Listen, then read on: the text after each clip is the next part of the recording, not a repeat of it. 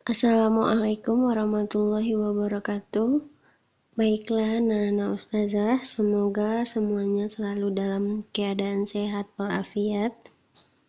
Hari ini kita akan belajar bahasa Indonesia mengenai menentukan ide pokok dalam teks lisan. Langsung saja kita masuk ke dalam pembahasan menentukan ide pokok dalam teks lisan. Ide pokok merupakan inti pembahasan dari suatu teks. Ide pokok ini dapat ditemukan dalam teks tulis maupun teks lisan. Teks lisan itu contohnya adalah teks percakapan. Langkah-langkah yang perlu diperhatikan untuk mengidentifikasi ide pokok dari teks lisan adalah sebagai berikut. Yang pertama, dengarkan teks dengan sungguh-sungguh. Yang kedua, catatlah semua peristiwa yang sedang dibicarakan dalam teks. Yang ketiga, tentukanlah topik serta kalimat utama yang menjadi inti dari teks lisan. Yang keempat, tentukan ide pokok dari teks lisan berdasarkan kalimat utama yang telah ditentukan. Dan yang terakhir adalah tuliskanlah setiap ide pokok dari teks yang didengar ke dalam tabel. Nanti akan Ustazah berikan satu contoh di pertemuan selanjutnya. Contoh dari teks lisan adalah teks percakapan dan teks tulis.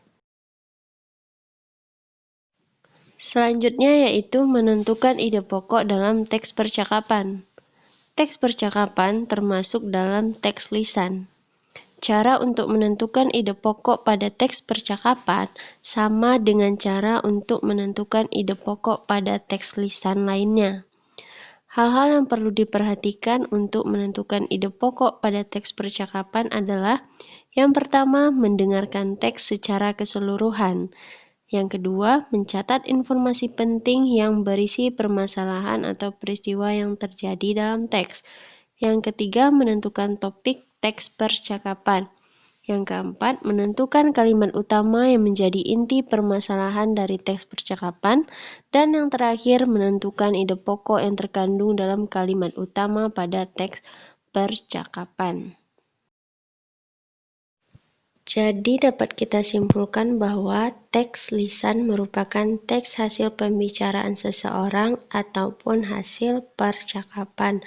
Nah, di mana nanti teks lisan ini bisa kita tentukan ide pokoknya. Apakah terletak di awal percakapan, akhir percakapan, atau di awal dan akhir percakapan, sama dengan ide pokok pada teks tulis. Nah, berdasarkan apa yang telah Ustazah jelaskan dari awal hingga akhir tadi, sekarang coba kamu kerjakan latihan berikut ini. Kerjakan sendiri, teliti, dan hati-hati. Mungkin hanya ini yang bisa Ustazah sampaikan pada kesempatan kali ini. Semoga anak-anak Ustazah bisa memahaminya dengan baik. Assalamualaikum warahmatullahi wabarakatuh.